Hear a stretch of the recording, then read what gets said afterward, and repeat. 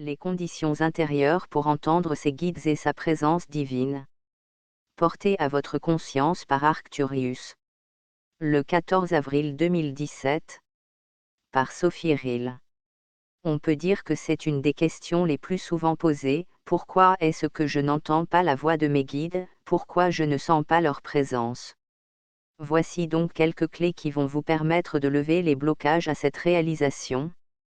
Je vous rappelle que tout est en vous, donc si vous avez un objectif que vous n'arrivez pas à atteindre, c'est qu'il y a quelque chose de refoulé intérieurement qui ne le permet pas. 1. Y croire et le vouloir, cela peut sembler une évidence, mais si vous n'êtes pas dans la certitude absolue qu'ils existent et qu'ils sont près de vous, dans une totale disponibilité, cela ne va pas se réaliser. C'est donc un acte de foi, car ils font avant tout partie de notre univers intérieur, vibratoire. Ensuite, le vouloir signifie s'impliquer dans le processus, y consacrer du temps certes, mais surtout une qualité d'attention et de disponibilité.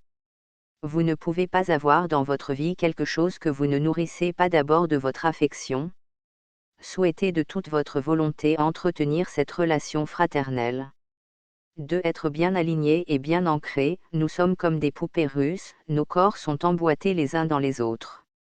Or, le fait d'avoir vécu par exemple des traumatismes, des chocs émotionnels, refuser l'incarnation, être en colère, avoir peur, avoir un mental hypertrophié, décale les corps, et donc l'énergie de vie ne circule pas correctement.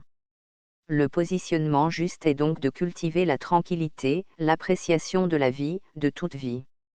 Si vous faites trop de choses, toujours en action, pour justifier votre valeur, si vous ne savez pas vous poser pour vous confronter, faire face à votre univers intérieur, vous serez décalé vers l'avant. Si vous restez figé dans vos peurs et que vous ne pouvez entrer en action, vous êtes positionné en arrière. Si vous refusez l'incarnation, vous êtes au-dessus. Donc pour entendre vos guides, la voix de votre présence, je suis, placez-vous dans le moment présent, soyez en paix, ce n'est pas un exercice à faire, c'est un état d'être, vérifiez que vous êtes bien ancré verticalement, à la terre et au ciel, et détendez-vous, laissez venir.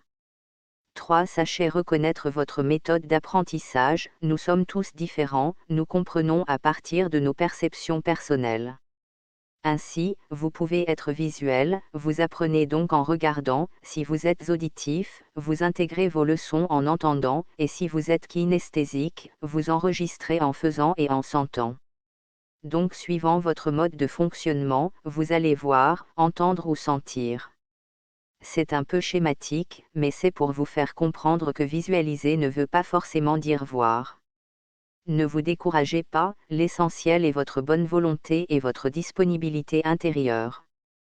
4. Soyez conscient de votre valeur personnelle, nos frères et sœurs de lumière sont sur d'autres plans de conscience qui reflètent davantage l'amour et la compréhension des lois universelles. Ainsi, il faut savoir vous mettre au même niveau vibratoire que pour sentir leur présence bienveillante. Si vous vivez des sentiments de honte, d'indignité, de la frustration, vous n'êtes pas sur la même longueur d'onde, et donc vous ne vous rencontrez pas.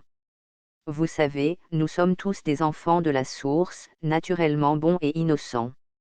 Nous sommes tous aimés de la même manière, inconditionnellement. Revenez dans votre appréciation personnelle, cultivez la gratitude pour votre vie afin de vibrer la bonne note et de vous aligner sur la lumière. 5. Sachez recevoir et écouter. Les deux principales difficultés à la connexion sont le manque d'ancrage à la terre, qui provoque confusion et dispersion, et le fait d'avoir des boucliers, des protections autour de soi, qui empêchent de sentir ce contact. Ces protections ont servi l'être à se protéger des aspects négatifs de la vie, la violence, les manques d'amour, cependant on ne peut pas trier comme ça ce que l'on reçoit. Si on s'enferme, on repousse aussi le positif. C'est la même chose avec les émotions, on ne peut pas uniquement vouloir ressentir les bonnes, sans savoir accueillir la tristesse ou la colère. Il s'agit donc de savoir s'abandonner à la vie pour l'intégrer dans notre vibration.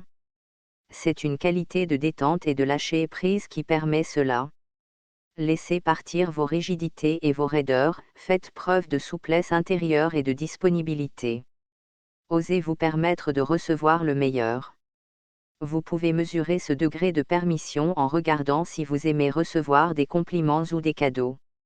Ensuite, l'écoute ne peut être possible qu'à partir du silence intérieur. Si votre tête fait trop de bruit, c'est un véritable parasitage à cette connexion subtile. Or le mental se tait lorsque l'on est en paix avec soi-même et sa vie. Le positionnement intérieur juste est donc de vivre en amour pour soi, les deux pieds sur terre et la tête dans le ciel, dans la certitude absolue d'être à notre place, enveloppé et bercé par la vie universelle. Je vous propose pour soutenir ce travail ma méditation d'ancrage terre-ciel qui vous permet de vous tenir dans cette verticalité. Voir lien vidéo ancrage terre-ciel. https://www.youtube.com/watch.v = adruxybngio. http://lapressegalactique.com/